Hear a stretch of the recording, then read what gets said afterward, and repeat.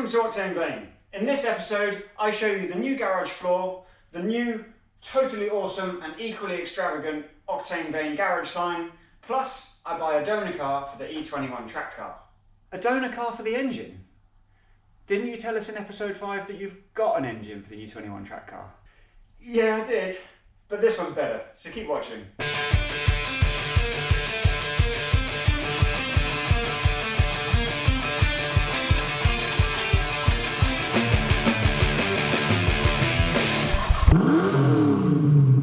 So I have to start with the sign.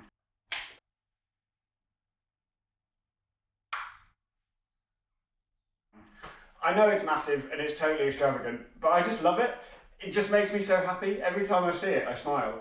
And it reminds me what I'm doing. I am doing this for me, but it also reminds me that you're out there watching on YouTube and Instagram and following what I do, and that you're genuinely interested, which it's just an amazing feeling. So thank you for watching, and yeah, I love it. So there it is, it's here to stay, and yeah. So next thing is the floor.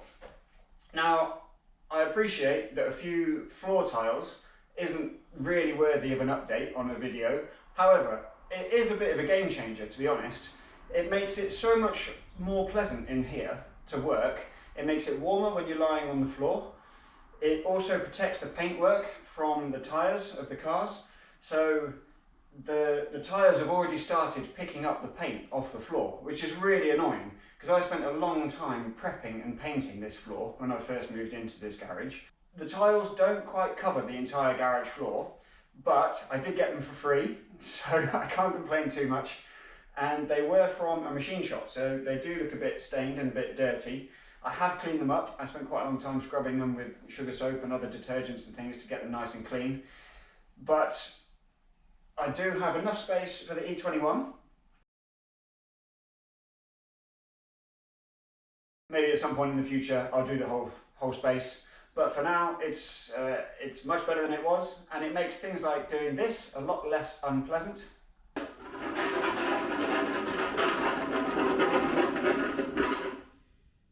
And then finally, this. Now this is the car that I should have bought as the E21 donor all along.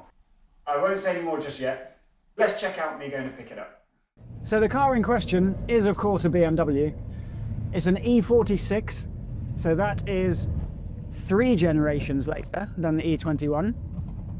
And it is a 330 Ci, which is a 2-door coupe, 3-litre, straight 6, manual gearbox, and I can basically take everything that I need from the E46 donor car, put it in the E21 track car, and I don't have to rebuild anything, I don't have to split it apart, and it should hopefully just work.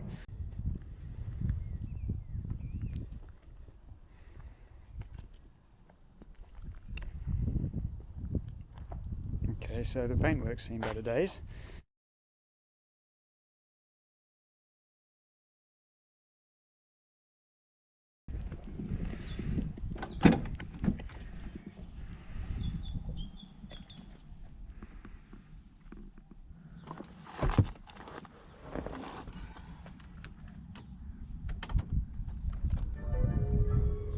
Radio works, electric seats work.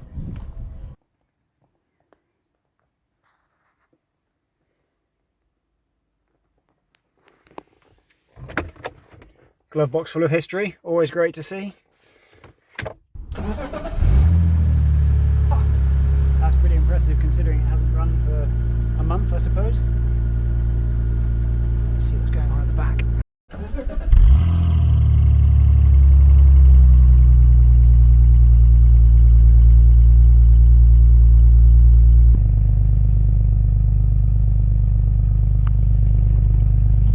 So that's pretty decent. No blue smoke, no white smoke. There's not even much condensation considering this car hasn't run for a while. So that is very good. The tick over's dropped down already. It's quite a nice warm day today. So that's good.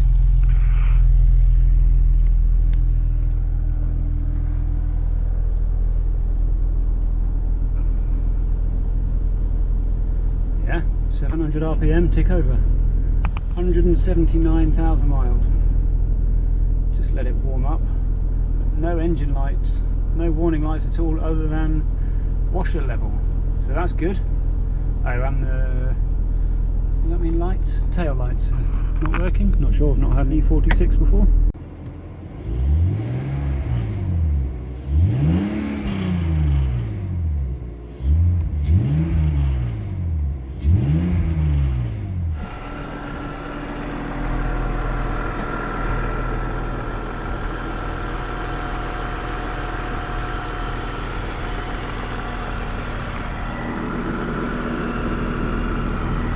It's already got a breather off the cam cover into the catch can down there, so that's good. It's missing some of the air filter housing.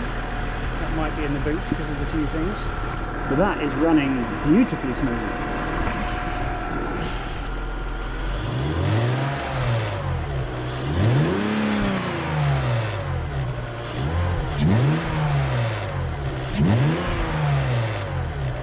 So there does seem to be a bit of a delay after pressing the accelerator to the revs rising. You can hear there's an induction noise and then the revs go up. But considering this car hasn't been run for over a month and hasn't actually been off this driveway in over 7 years, the air filter box isn't connected, isn't all set up properly, and I'm sure some of the sensors and things need changing. I don't think that's a big deal. I'm sure once everything is put together properly, that delay will disappear. And if not, then I'm just going to have a look on the forums and see what it is. But no, this thing sounds absolutely sweet. I can't wait to get this in the E21. So yeah, I'm really happy. The only thing left to do is load it onto the trailer. Happy day. This is a good day.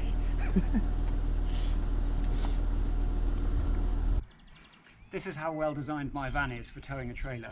Look at this clearance. Literally a millimetre. Beautiful.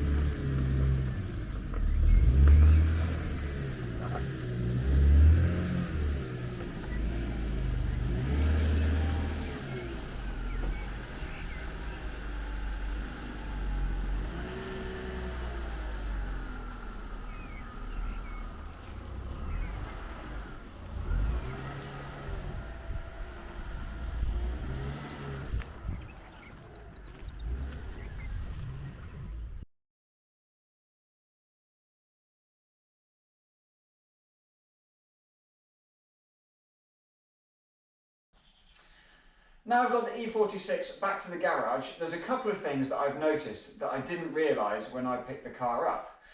The first and probably most significant is that big puff of blue smoke that came out of the exhaust when I first started it up.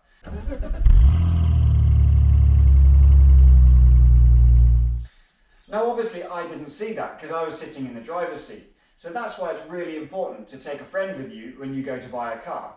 And it doesn't have to be a track car, it means any car, just to have a look at the exhaust when you start it up, and maybe even if you take it for a test drive, get them to follow you to check if anything like any blue smoke or white smoke is coming out the exhaust during the test drive.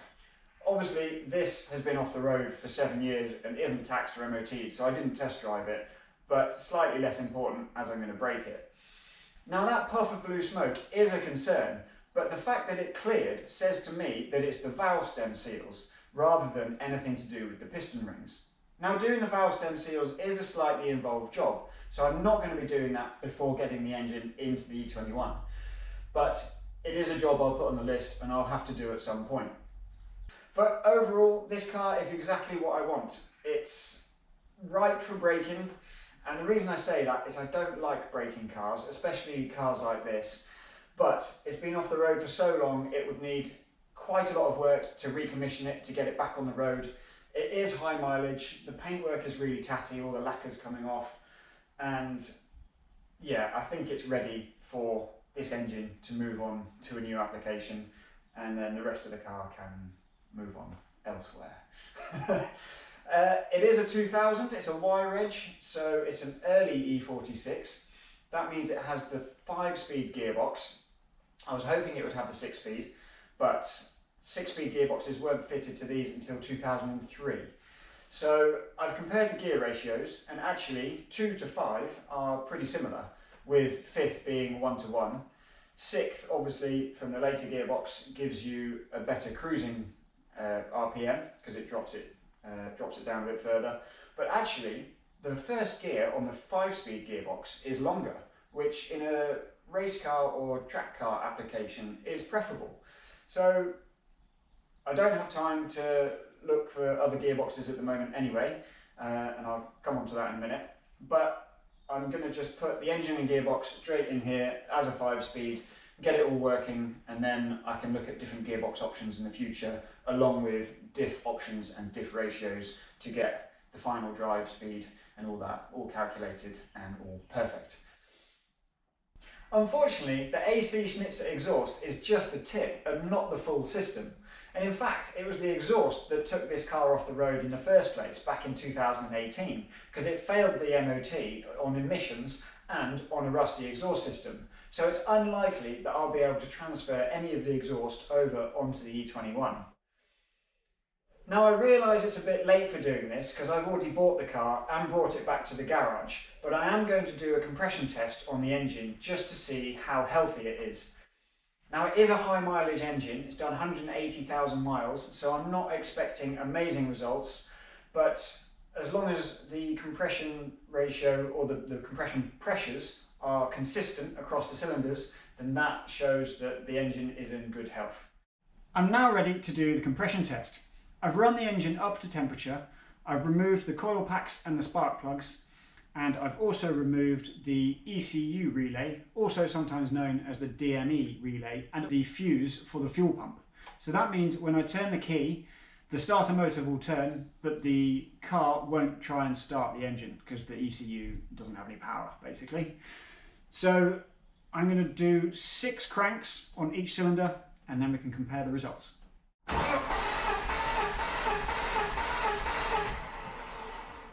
I have the results here. So going from the front of the engine, so cylinder 1, 165 psi, cylinder 2, 180, 175 for 3, 175 for 4, 165 for 5, and 180 for cylinder 6. So that's not too bad, a 15 psi spread across the 6 cylinders. They're all a little bit lower than I'd hoped, but the engine did cool down a fair amount before I actually got round to doing the test, for various reasons. I was messing about with cameras and I had to find my spark plug tool, all that kind of stuff. So maybe if the engine was properly hot, they might be a little bit higher than that. 10 bar is specs 150 psi, so yeah, they're all above 150, so yeah, happy days. That's really good for an engine with 180,000 miles on it, and that's 20 years old. Good. So now I've done the compression test, I've put the spark plugs and the coil packs back in, and the ECU relay and the fuel pump fuse. So the final thing to do is just to check that it does fire back up again.